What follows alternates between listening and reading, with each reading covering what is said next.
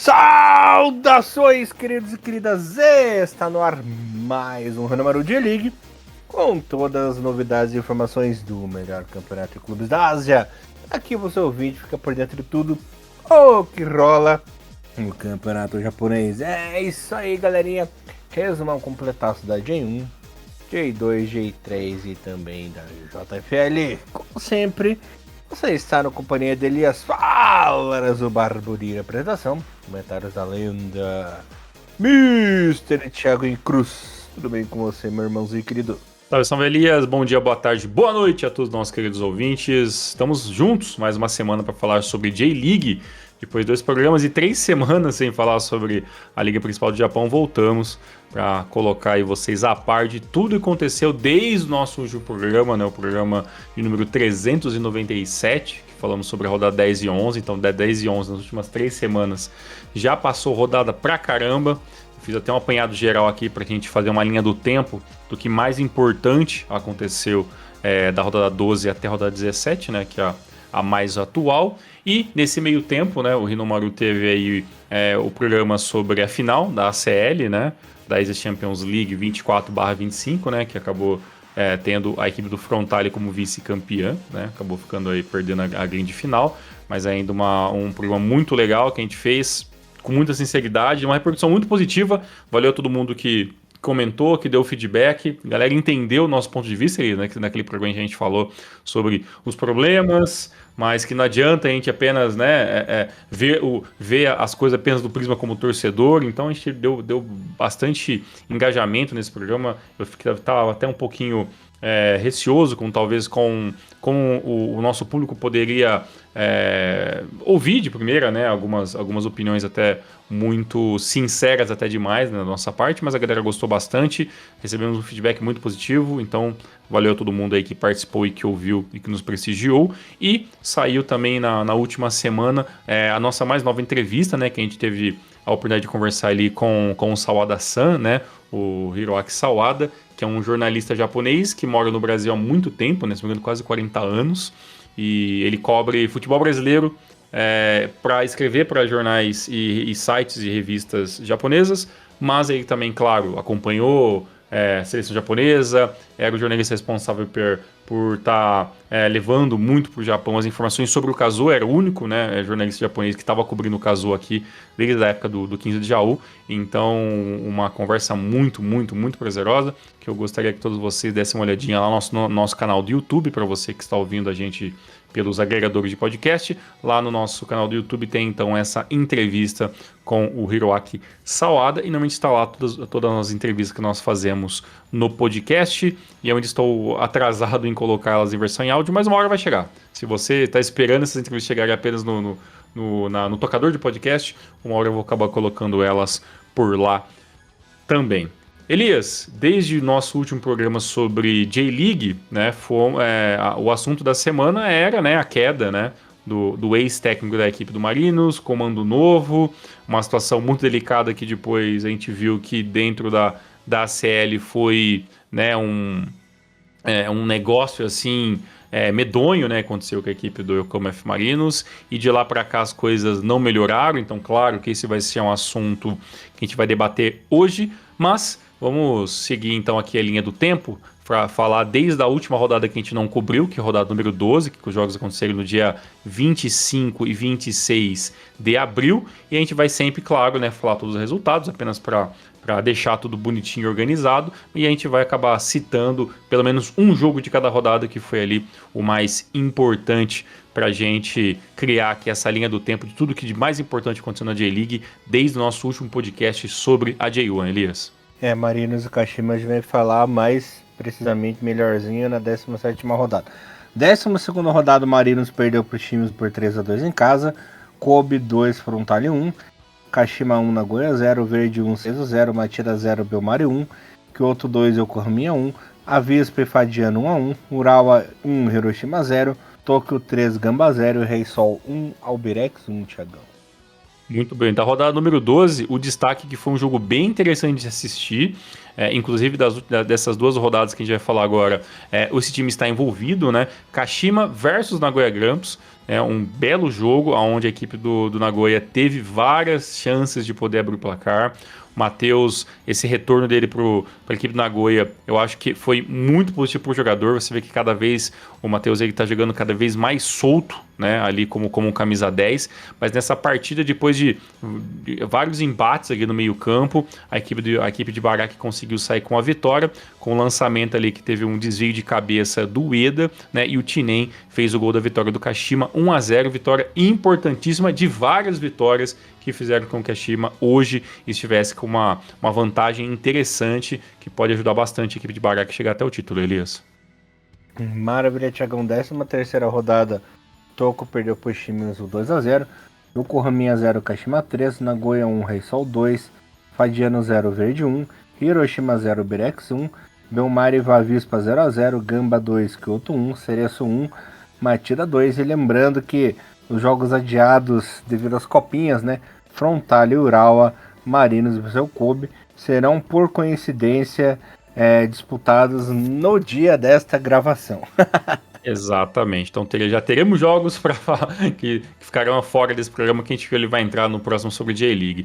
Elias, nessa rodada número 13, o meu destaque vai para a vitória do Kashiwa Reysol em cima do Nagoya Grampus. Fiz questão de ver esses dois jogos na sequência, até para ver como dois times jogam, né? Esses dois times estão buscando o título da temporada, né? O Kashiwa Reysol é uma das grandes surpresas, né? Junto com o Kyoto Sanga, nessa tentativa de ir atrás da equipe do Kashima Antlers, que é o grande líder. Neste momento, a diferença não estava tão grande assim, né, entre o primeiro até o terceiro colocado, e eu achei interessante, falei, na última rodada a equipe do Kashima vence a equipe do Nagoya num jogo bem difícil, Nagoya encrespando bem, jogando fora de casa, então o Nagoya jogando em casa vai ser um jogo bem interessante de assistir, e foi nesse jogo que aconteceu muita coisa mesmo.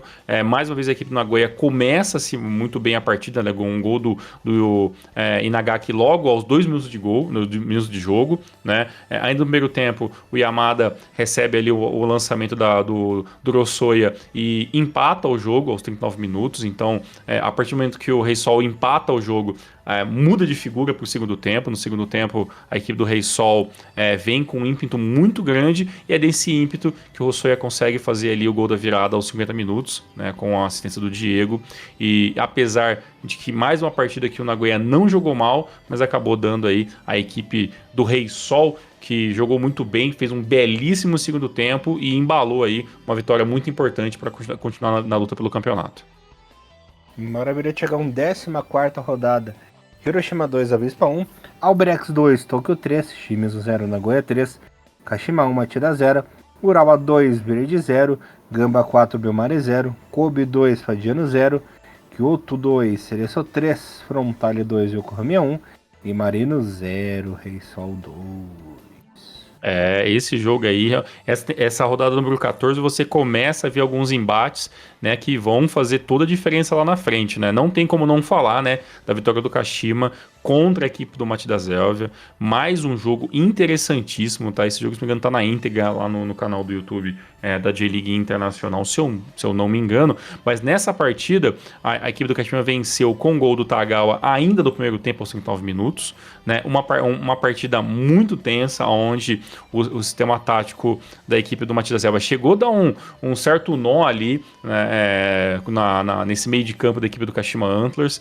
O Kashima com o seu 4-4-2 e não abre mão desse sistema, é um sistema que vem dando muito certo. O sistema 3 zagueiro do Matida é muito parecido com o sistema que joga a equipe do Kashiwa Reysol. Tem, claro, as suas diferenças, mas a equipe joga até relativamente parecida em alguns momentos. E foi um jogo muito interessante, onde o Matida teve algumas chances muito claras, principalmente ele com o Soma, né, que tentou bastante nessa partida, Mochizuki pela ponta direita. Então, é um jogo onde, mesmo que jogue fora de casa, a equipe do Matida Zélvia conseguiu colocar muita pressão em cima da equipe do Kashima Antlers, mas depois do gol do Tagawa, o segundo tempo, o Kashima aumentou o seu ritmo, cresceu no jogo, teve até pelo menos 2-3 chances ali que poderia até ampliar o placar, e o Koseitani, apesar de não ter feito um belíssimo jogo, fez algumas defesas muito importantes. O sistema defensivo do Machida deu algumas pequenas vaciladas, mas conseguiu sempre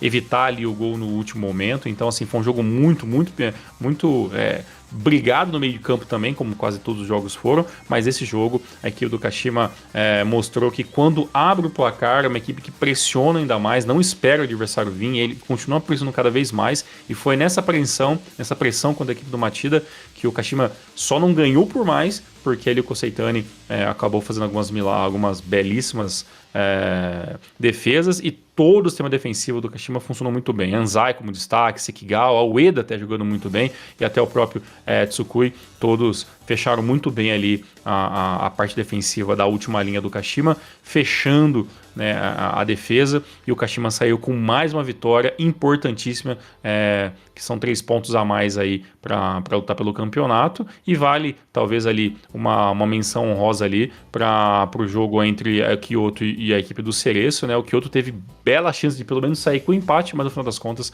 a vitória acabou indo para a equipe do Cereço por muito pouco mesmo. O Kyoto não consegue mais um pontinho nessa rodada.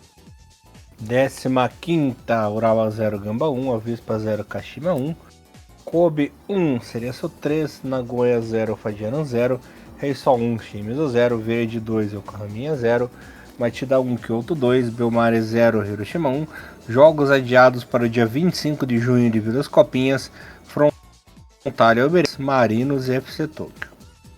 Nessa rodada 15, a menção rosa, que eu já vou dizer, é no grande clássico, né, entre o Urawa Reds e a equipe do Gamba Osaka, a vitória do Gamba por 1-0, mas o grande jogo para mim nessa rodada, e para mim eu acho que foi pelo menos os top 3 jogos da temporada até agora, foi a vitória épica da equipe do Kyoto para cima do Machida Zelva, 2-1, né, um jogo que inicialmente todo se desenhou para a equipe do Machida.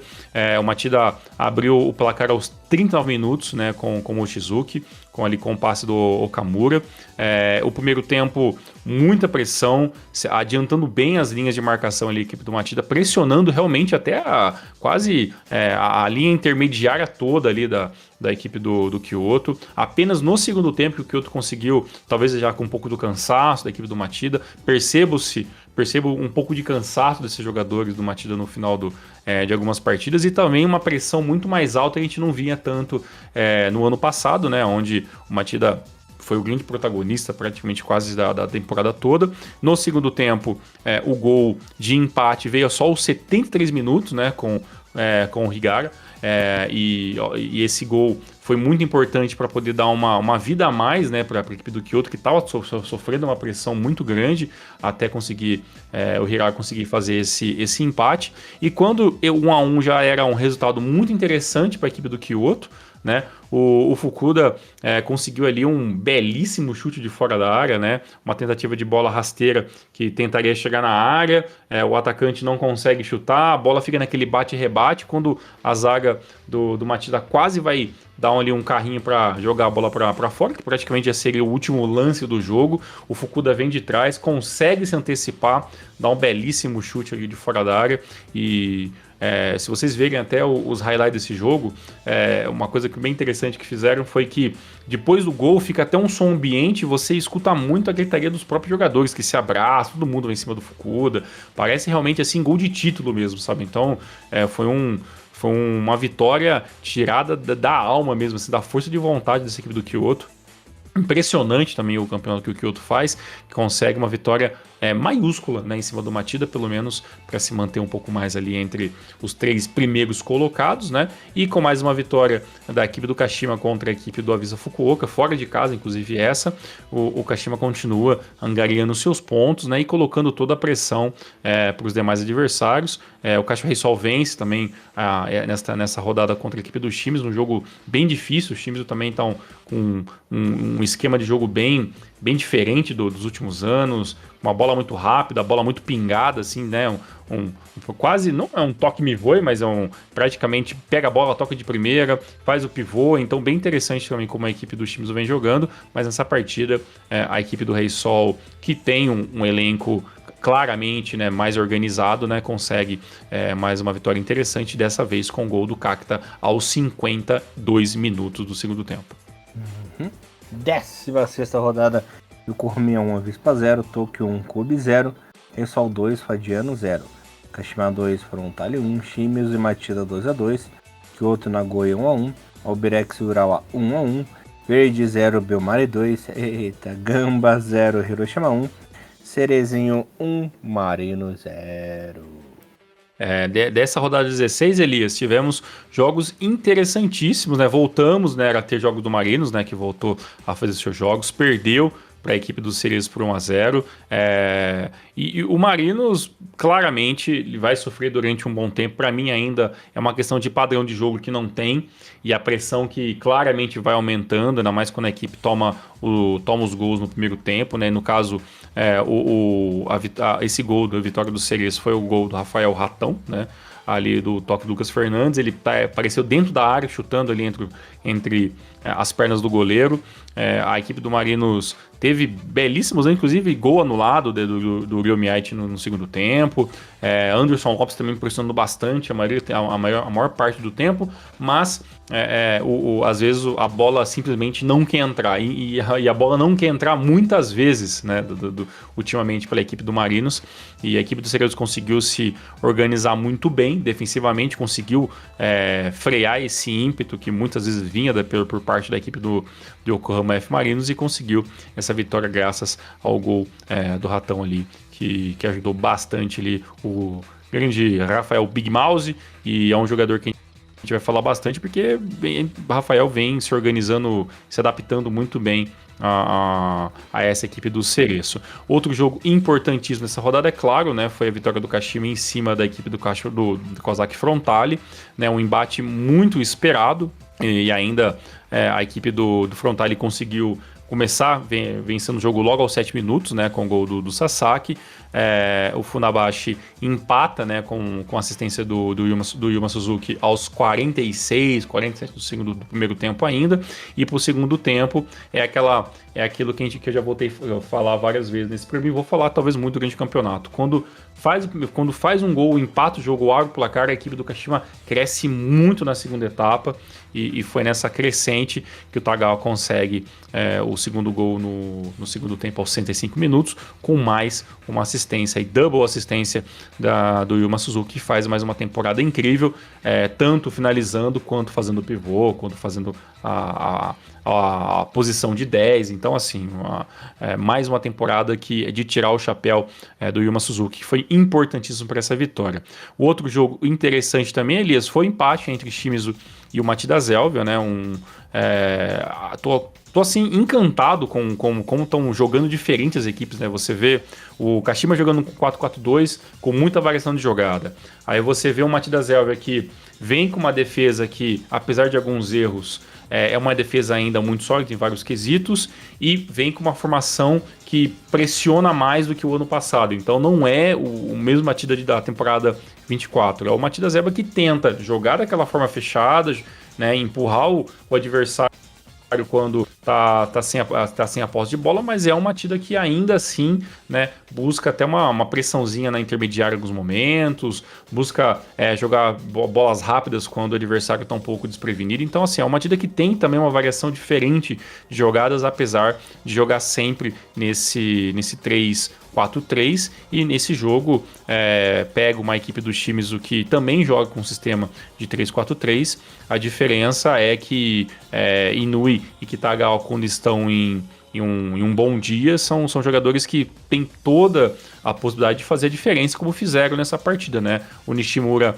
abriu pela Carpa Matida aos 21 minutos, né? O Nishimura que acabou errando alguns gols nos últimos jogos, mas é um jogador muito importante para essa equipe do Matida, sem dúvida nenhuma. O Kitagawa, de pênalti, empata o jogo ali na primeira metade do segundo tempo, aos 66 minutos.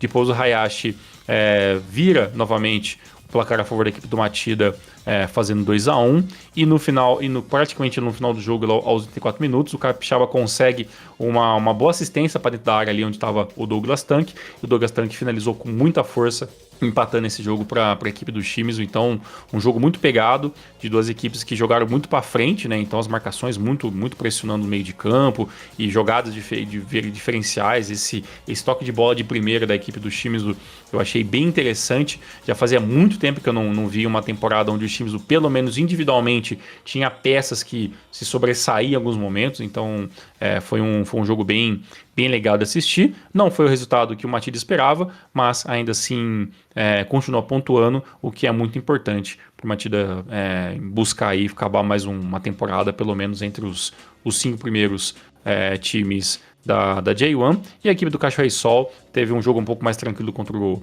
Fagiano Kayama, né? Jogando em casa, a equipe do Rei Sol venceu por 2-0 e poderia ter feito mais. A equipe do Fagiano foi inteligente, fechou a casinha e evitou tomar goleada. Será que o ratão lá no Japão é Dai Nezumi ou Nezumi? É engraçado que o que eles falam um ratão mesmo, né? O narrador tenta como se fosse um sobrenome, né? Então, vai o Ratal. ratão.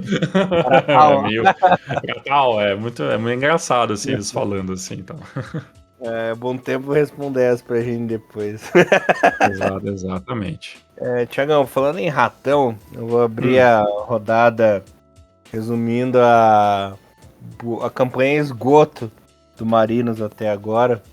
Tá quase fechando o primeiro turno, né? São 17 rodadas, faltando 2 jogos aí para acabar o turno. Lembrando que o Marinos tem 15 jogos, né? 2 a menos para um. Neste momento que estamos gravando, vai para 16, mas mesmo assim. A equipe já soma 10 derrotas consecutivas, chegando no campeonato. Eu acho que isso nunca aconteceu na história do Marinos. Eu, pelo menos, não lembro de um jejum tão grande. Foi em março, Tiagão. No dia 16, Cara. 2-0 para cima do próprio Gamba, né? E o time também o time já havia perdido na rodada de atraso, né? Que estava devendo também pro Rei Sol. E agora abrindo a 17ª rodada foi novamente, né, uma derrota humilhante para cima do Kyoto, jogando em casa, um 3-0 acachapante, com ainda um requinte de crueldade, né, lambança de goleiro, lambança defensiva, né, tá complicado, Tiagão, né. Era a famosa inversão de valores, né? O Kyoto tá em terceiro agora com 31, Marinos em último. No que a gente fez o nosso preview, era pra estar oposto um do outro, né? Mas o Marinos, olha, pra ser bem sincero, se o Marinos não vencer esses 2 jogos ainda que faltam, pelo menos terminar o primeiro turno com 14, 15 pontos, o time vai ter que fazer um segundo turno impecável, né? Porque a nossa projeção de rebaixamento é sempre 40 pontos, né? Uhum. Então, ó, nesse momento o Marinos tem 8. Então, muito longe. Então o Marinos tinha que fazer no mínimo 32 no segundo turno, né? Então, ou seja, muita coisa. Esses 10 jogos que o Marinos perdeu no primeiro turno, tinha que ganhar no mínimo esses 10 jogos para somar 30 pontos, né? Que 10 vitórias dá 30 pontos. Então, ainda não é desesperador, mas eu posso afirmar que um sinal amarelo já tem nesse Marinos, cara. Não, isso sem dúvida. Eu até falei isso nos últimos programas e ainda continuo achando que o Marinos tem todas as condições de fugir do rebaixamento e não acho ainda que o Marinos vai cair, mas claro, os números já são números de alerta, né? O que eram talvez há 3 semanas atrás, né, com 5 rodadas a menos, 5, 6 rodadas a menos, um negócio meio tipo, não, é impossível o Marinos cair.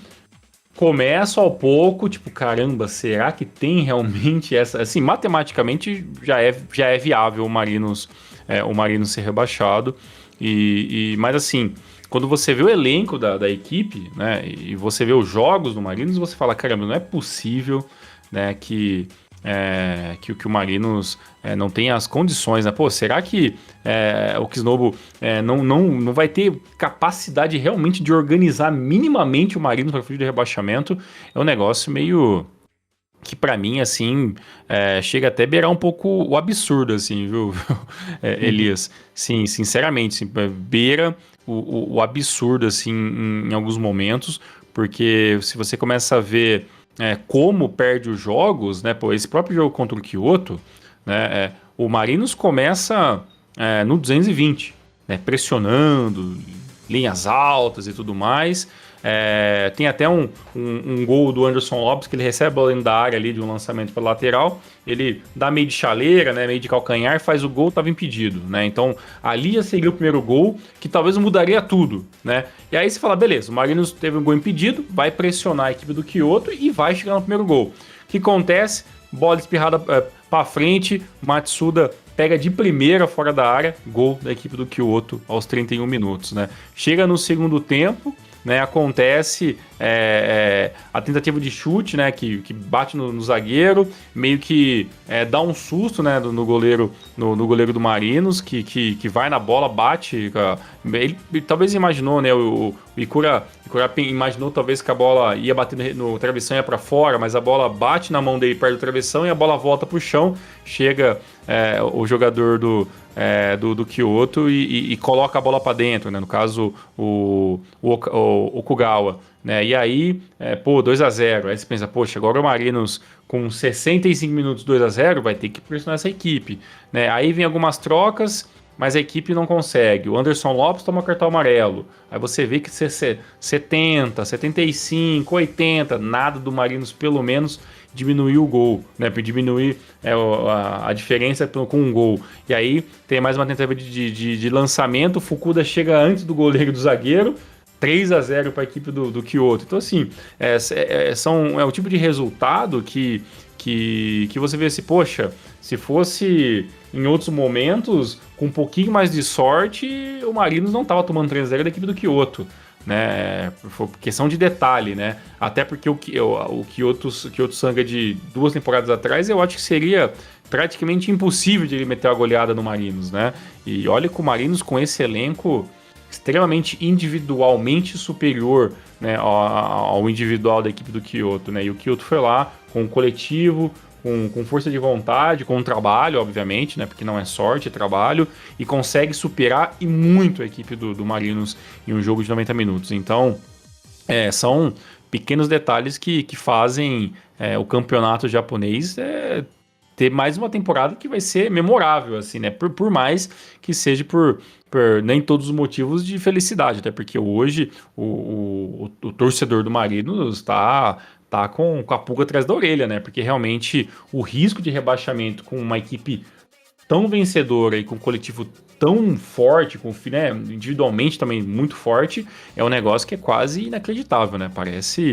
Parece mentira se você for perguntar para qualquer pessoa que assistiu a J-League até o ano passado, né, Elias? Olha, como é o famoso, não é nem da água pro vinho, é do vinho pra água, né? O que aconteceu com o Marinos.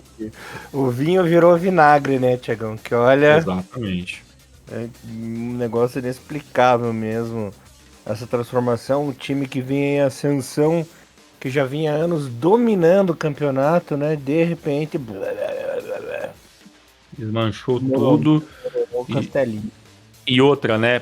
O que fez esse castelo desmoronar? Simplesmente o planejamento, né?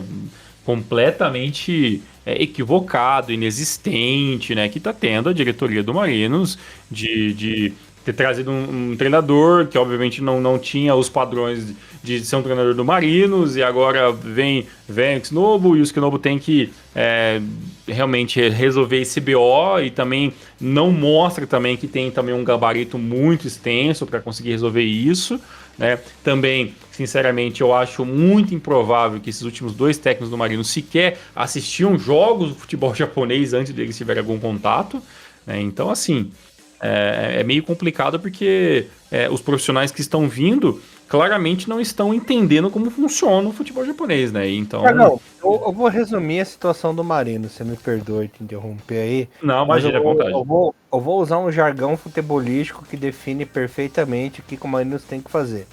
O Marinos tem que contratar uma puta véia pra resolver. Um cara que tem experiência, o cara que conhece o futebol japonês, que conhece o Marinos, que tem histórico, tem que chamar o cara, porque senão, quando vê, vai estar no desespero, vai estar ferrado. E é isso, tem que chamar um experiente, nem que seja só para salvar esse ano. Aí ano que vem faz um projeto novo, sei lá.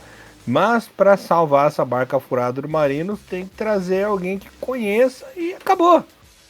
Acordem, pelo amor de Deus. A questão é, né, por que não trouxeram já, né? Porque será que quem quis chamar não quis? Tem essa também, né? Eu não sinceramente, é um negócio assim, né? Eu acho que essa diretoria do Marinos, desde que o Grupo City comprou, Thiagão, ela ficou muito passiva, sabe? Parece que o rei Eu acho tá que você até chegou a falar montando sobre isso já, né? Não é a primeira vez, talvez, que você fala sobre isso, né? uma passividade, assim, até inacreditável, que nós somos o Marinos, nós temos o rei na barriga. Parece que eles não estão enxergando a realidade do negócio, sabe? Uhum. É a minha visão. Eles não estão compreendendo a verdadeira situação do clube. Uhum. Não, e eu tava até olhando uma olhadinha aqui, o Skinobu, né?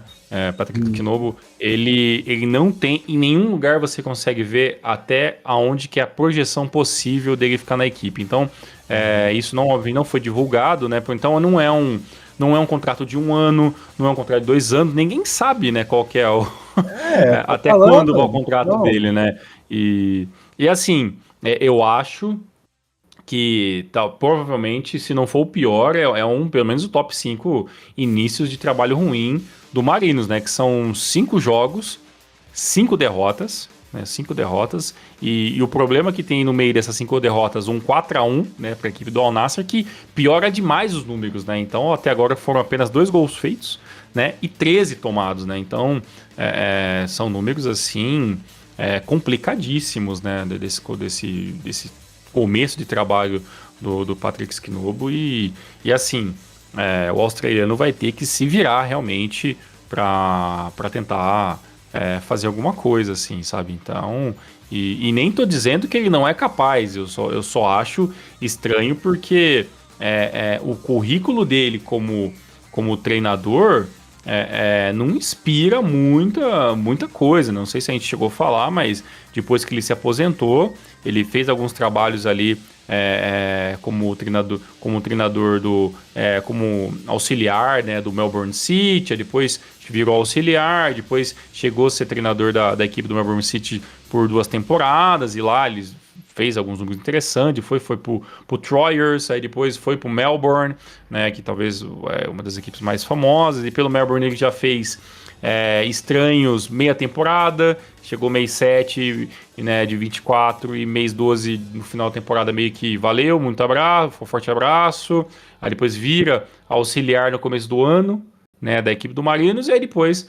quando o treinador vai embora, a bucha cai no colo dele, e agora, né, aceitou o trabalho, se vira aí, né, mas claramente, eu não acho que aparentemente o Skinobu tenha talvez cacife para aguentar esse tranco que é pegar uma equipe no rebaixamento e tentar tirá-la de lá. Então vai ser muito difícil mesmo. A única coisa assim que talvez faça um pouco de sentido nessa anulação aí de pensamento da diretoria do Marinos é que eles estão esperando o Postecoglou perder a Copa da UEFA para o United e uma eventual demissão dele, né? Como já foi cogitado no retorno dele. Negócio, meu Deus do céu. Mas se ele ganhar, a chance dele ficar lá é enorme, né? E Claro. quem garante que ele perdendo, vão mandar ele embora mesmo, sabe? Então, é um negócio inacreditável. Não, é um negócio. E é o tipo de coisa que você pensa assim, pô, se eu tivesse falando de uma J-League do começo dos anos 2000, metade dos anos 2000, eu falo assim, tá bom, vai, dá até pra entender que isso vai acontecer nesse período, mas em 2025, né, cara, é um negócio meio, não sei, não é a primeira vez que o futebol japonês dá esses picos de lambança, né, desce esse espírito do amadorismo, né, Às Uhum. vezes, e essas coisas acontecem. Não é novidade, não é também, acontece só na J-League. Não, acontece em vários lugares do mundo. O futebol brasileiro tá cheio de exemplos de amadorismos assim inacreditáveis, mas Meu o que time. acontece. Não só o seu, né? Bem, é só você ver quais são as últimas notícias do Corinthians, inclusive com matéria no Fantástico, né? Não é nada de, de animar ninguém, assim, sabe? Então, são escolhas e caminhos turbulentos, escolhas erradas, pessoas que vêm com um discurso A, chega lá na hora de praticar, a pessoa claramente não sabe ou não faz, então é um problema assim. Bons profissionais estão escassos, obviamente, mundialmente. E às vezes também eu acho que na G-League também vai acontecer isso também. Ó, uma coisa é você fazer escolhas erradas, arriscar e não dar certo. Beleza, né? Todo mundo erra, ninguém é perfeito nesse mundo. Agora, passividade, burrice, eu já acho inaceitável, sabe? Num profissional, um cara que ganha trocentos mil por mês lá, ser passivo e burro, sabe? Aí isso me irrita. Agora arriscar, perdeu, não deu certo, investimento, jogador flopou, são coisas do futebol, né? Tá aí meu desabafo de irritação aqui. Não, mas isso realmente faz todo sentido, né? Mas, infelizmente, não dá pra gente. É que eu falo pra vocês, né? A gente não consegue inventar, até porque as informações que vêm do Japão são muito escassas e claramente eles não vão abrir assim as portas tão cedo.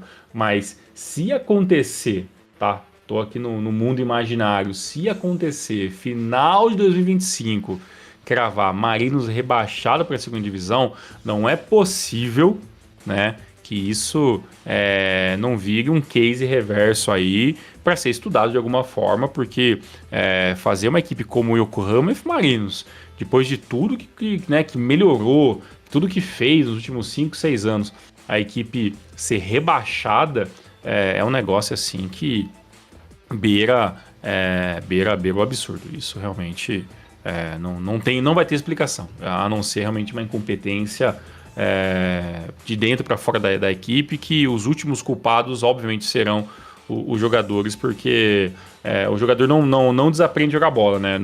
Mas o Marinos de 2025, ele é muito aquém do que foi 2024 e muito aquém do que se esperava do Marinos quando virasse para 25. Quem tá fazendo bonito nessa temporada, que nasceu das cinzas, né? Ano passado começou muito mal o campeonato, mas acordou de uma hora para outra e por pouco não pegou vaguinha na CL.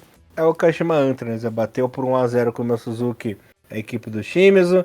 O time vai muito bem, obrigado. Líder isolado, 37 pontos, e nós temos aí um outro ponto de discussão, né? Enquanto o Marino está fazendo tudo errado, o Kashima fez tudo certo, né? Também tá dando tudo certo para a equipe essa temporada, por enquanto sem sustos. Se continuar assim, faltando 2 jogos aí, pelo menos empatar um desses últimos, termina na liderança do primeiro turno. É um campeonato.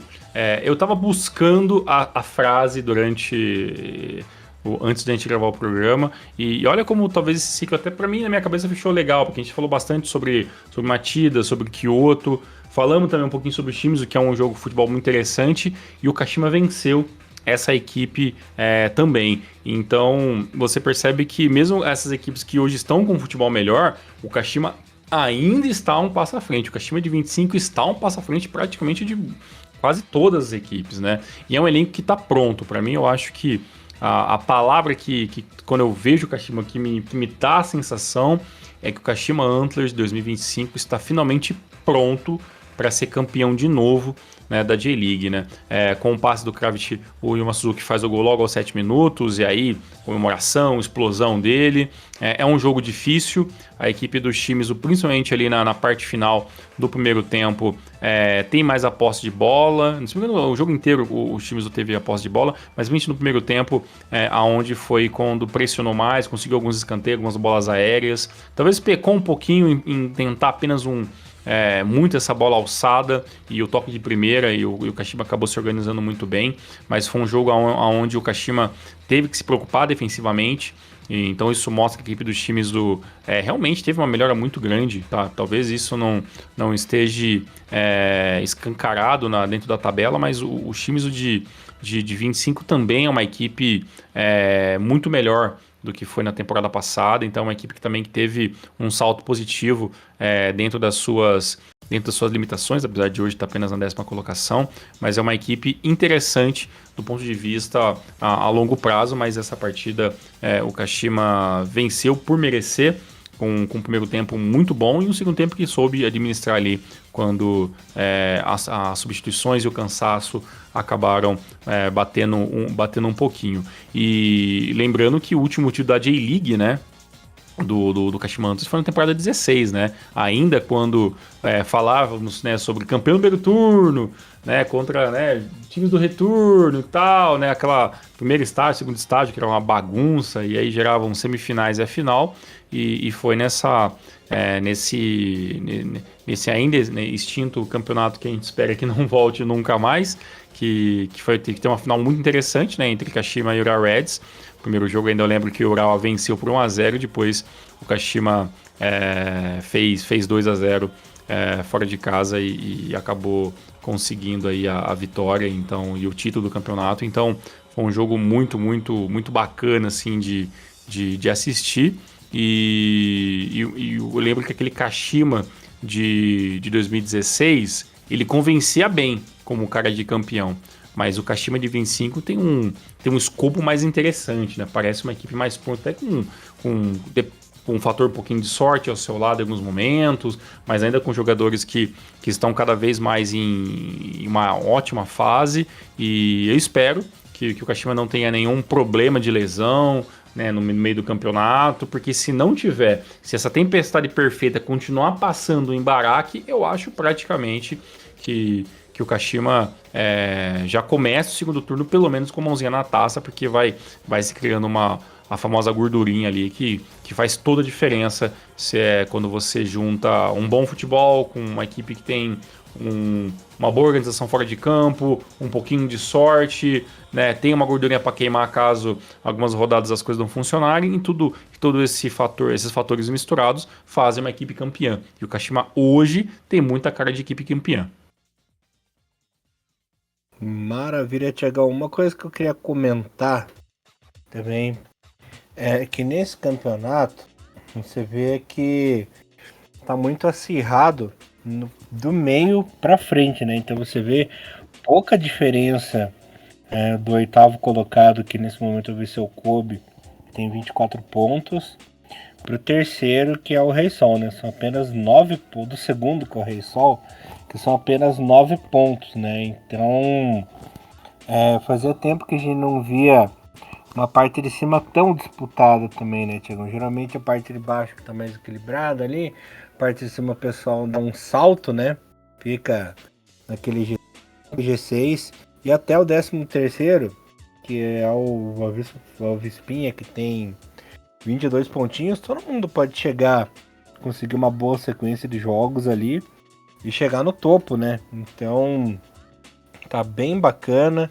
Você vê assim que a primeira equipe que abre a zona de rebaixamento é o Nagoya Grampus com 17, mas veja ali que a partir do próprio Belmari com 21, não é uma diferença tão grande para a zona do rebaixamento também, né? Então, tem equipes que estão disputando agora, por exemplo, 2 campeonatos, né? Que é o caso do Belmari, do Verde, está disputando a parte de baixo e está disputando a parte de cima ao mesmo tempo, né? Então é muito curioso que geralmente no fim do primeiro turno, nos campeonatos já começa a figurar assim, ó, esses times aí vão lutar por baixo, esses times vão lutar por cima.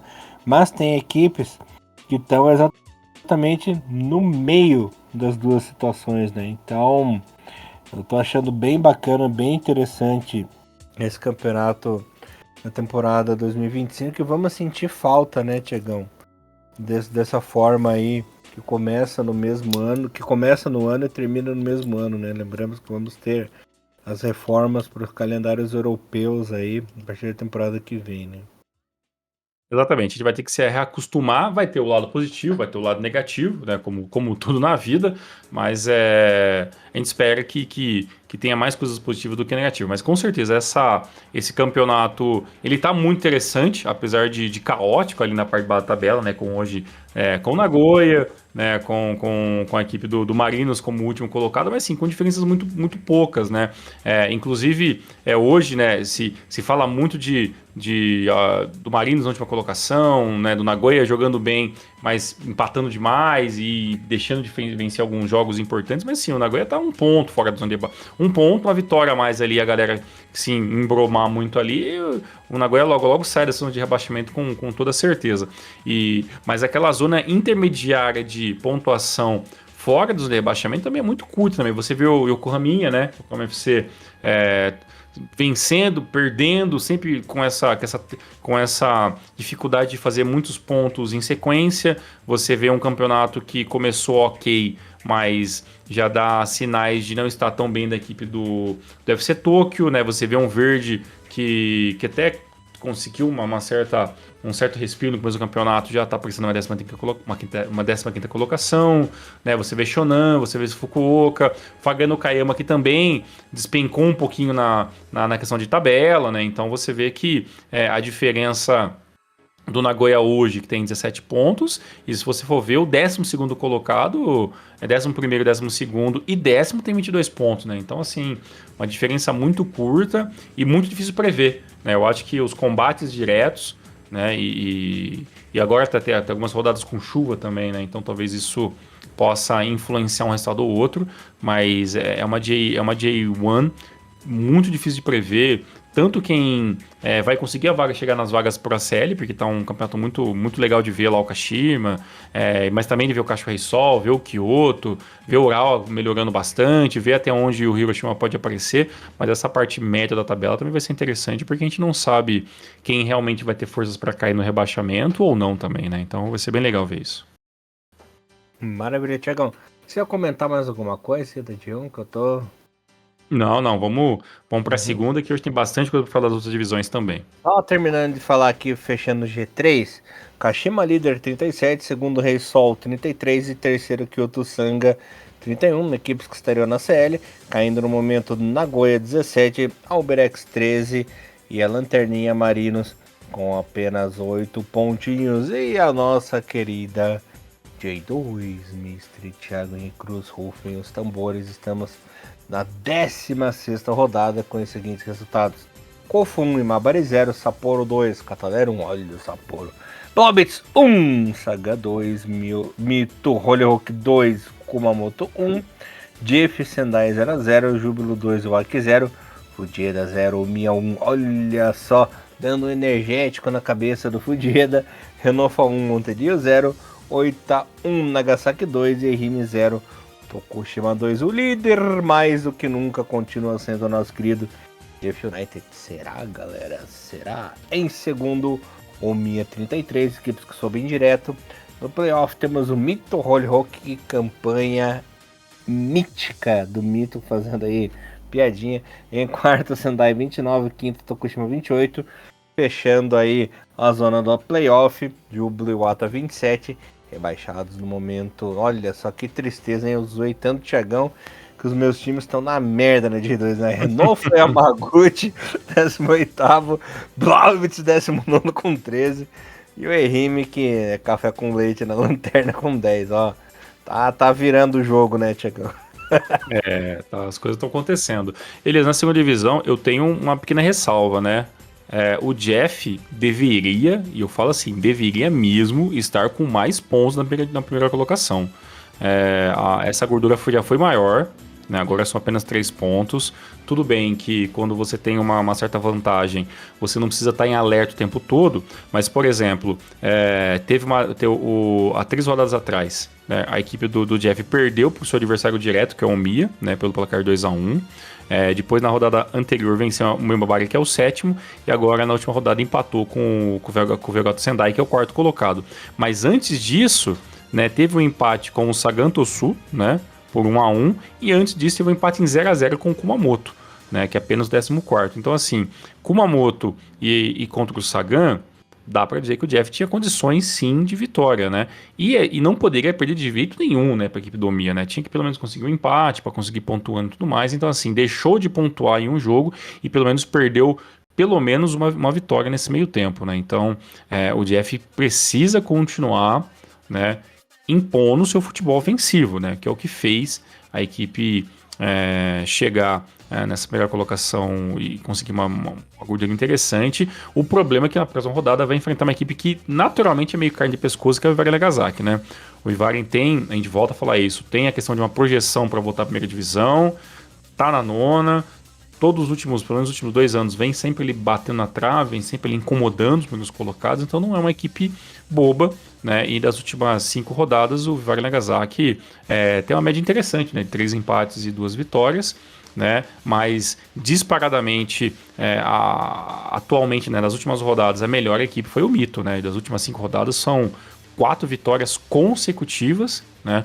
E o empate há 5 rodadas atrás. Então o Mito disparou bastante, né, nesses últimos jogos e vem mostrando que não dá para dizer se o Mito Holy Hulk vai ter condições de realmente lutar para o playoff, mas que já é uma equipe que mostra uma evolução muito grande, mostra, porque o Mito Holy Hulk até, sei lá, nos últimos 3 anos sempre foi uma equipe meio café com leite também, né, Elias?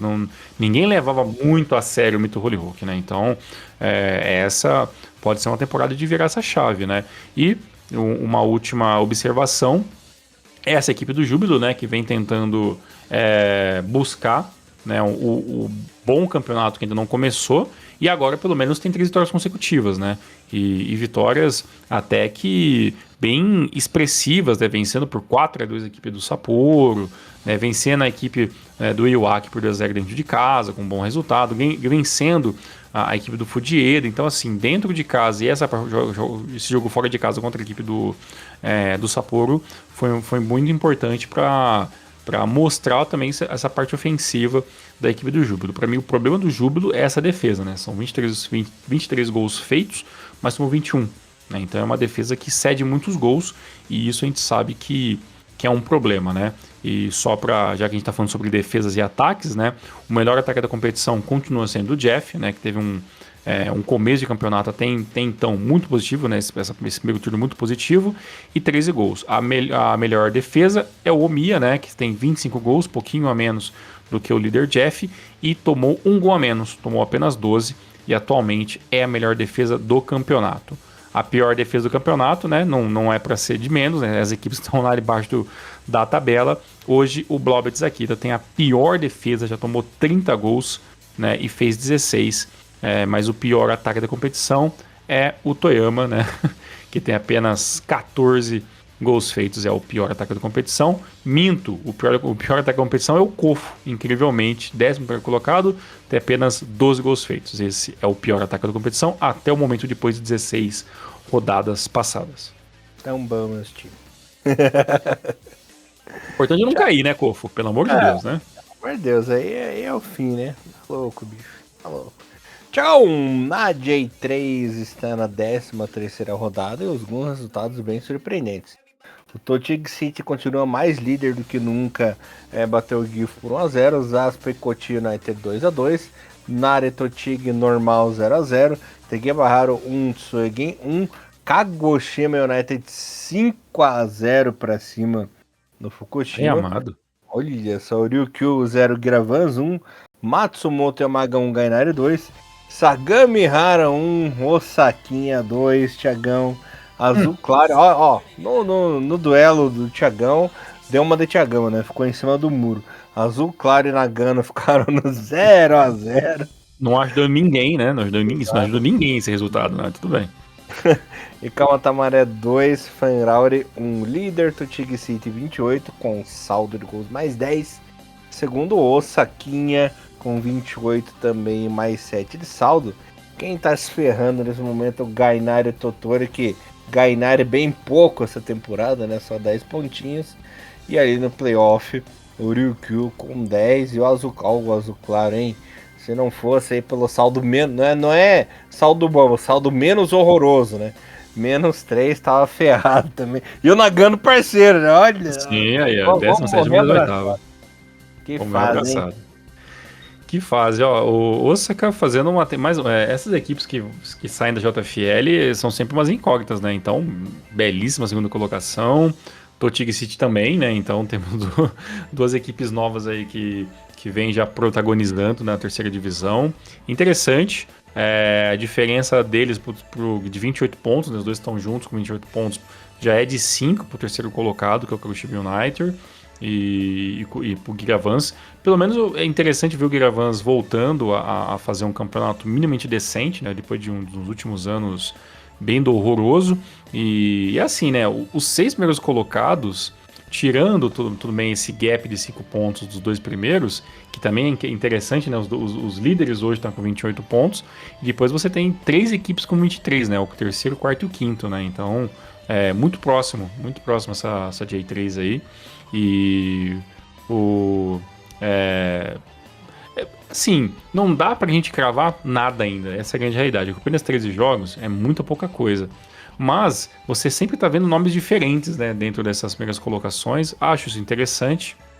E até mesmo as equipes que estão de fora, como o Nara Club, como o Matsumotinho, né, o Kanazawa, o Fukushima United, todos ali estão muito próximos, né? Então eu acho que passando alguns embates diretos, eu acho que tem tudo para essa intermediária do quarto até o sexto mudar meio que com frequência, né? E quem pode ganhar com isso é o Totig City, é o Osaka FC, que tem tudo para fazer boas partidas e vencendo os adversários e meio que expandindo suas pontuações e lutando entre si para ver quem vai ser campeão. Seria campeões inéditos e bem interessantes na terceira divisão. Vamos ver se isso vai se consagrar realmente até o final do campeonato.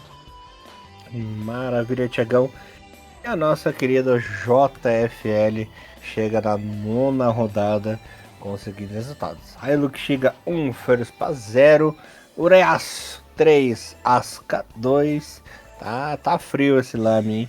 Atlético Suzuka 2, Honda FC 5. Yokogawa, Musashi e Yokohama ficaram 0x0. Grulha 0, Minebeia 1. Feritin Mie 3, Tiamo Hirakata 2. Okinawa SV engatou a marcha aí, meteu 3x0 para cima do Criação Shinjuku. Tá acabando o sonho da família Criação. Raimer 2, Maruyasu 2, líder.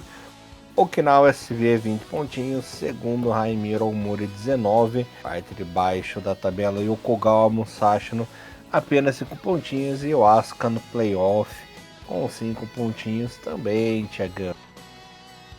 Se o título for para Okinawa vai ser muito legal, né? A gente não vai reclamar, né? Porque seria bem interessante aí ver.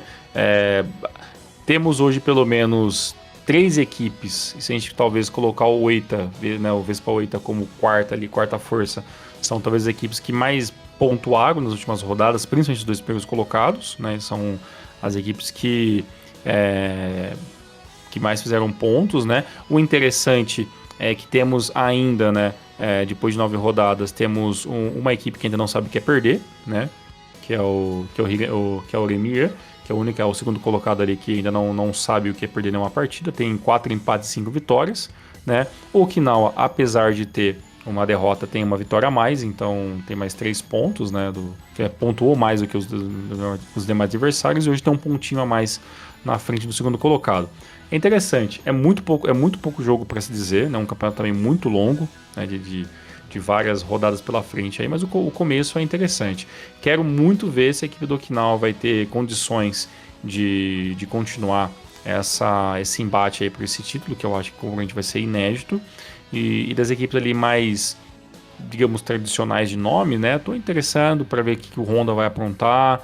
Vespa 8 também parece que teve uns investimentos legais, umas trocas de jogadores de outras equipes que vieram, então a equipe também foi ao mercado da maneira que foi, né? O Criação já faz uma temporada melhor do que o ano passado, então já está um pouquinho no lucro já, e o Yokohama, né, que está em 9º colocado, vem também, né, gangorrando também, né? Vem 2 empates, uma derrota, uma vitória, 2 empates, uma derrota, uma vitória, uma derrota de novo, 9º colocado. E se esperava sinceramente um pouquinho mais, né, de uma equipe que estava acostumada a enfrentar equipes mais fortes, mas como o campeonato é longo, Eu espero que a equipe do Yokohama aí pelo menos fique entre os 7 primeiros colocados. Eu acho que menos que isso já dá para dizer que o Yokohama jamais sairá da JFL novamente, viu? Sinceramente. Que fazem. Que fase, que fase. Mas pelo menos não é lanterna. Pelo menos não é lanterna. Não, pelo menos não é o Lanterna, pelo menos não tá apanhando de time sub-23, né? Como aconteceu outros anos, né? É assim, sempre dá para você ver o fim do poço com olhos um pouco mais esperançosos, né? Mas como já apanhou essa equipe do Yokohama, não tá no gibi, viu? O ano não é realmente das equipes de Yokohama, isso a gente já tá sabendo já. É complicado. Tiagão, fechamos aí nossa semana. Fechamos a nossa semana, temos rodada já no final de semana. Voltamos, né, daqui 2 semanas para falar sobre o fechamento, né, do primeiro turno. Né, temos ainda, como o Elias falou, um pouquinho mais cedo, jogos da rodada 13, né? Temos Frontale e Urawa e Marinos e Kobe, jogo que quando esse podcast já estiver no ar já devem ter acontecido, né? E no final de semana temos a rodada 18 com jogos acontecendo deixa eu ver se vai ter no sábado, né, dia 24 e no domingo dia 25, jogos com horários que variam de 1, 2, 3, 4 da manhã e até jogos um pouquinho mais tarde. Então vocês procurem aí os horários e os jogos que vocês quiserem assistir. Sempre, claro, dando uma olhadinha lá no canal do YouTube da oficial da J-League, que lá também eles colocam jogos ao vivo e deixam lá gravados para depois a galera poder reassistir em um horarinho mais tranquilo. Certo, Elias? Tamo junto. Muito obrigado por esse resumo e voltamos nas próximas semanas com mais Renomaru Podcast. E senhor Tiagão, isso aí, galerinha. Nos vemos na semana que vem. E Renomaru levando o melhor futebol japonês pra vocês, galera. Valeu, até mais. Valeu, forte abraço, tchau, tchau.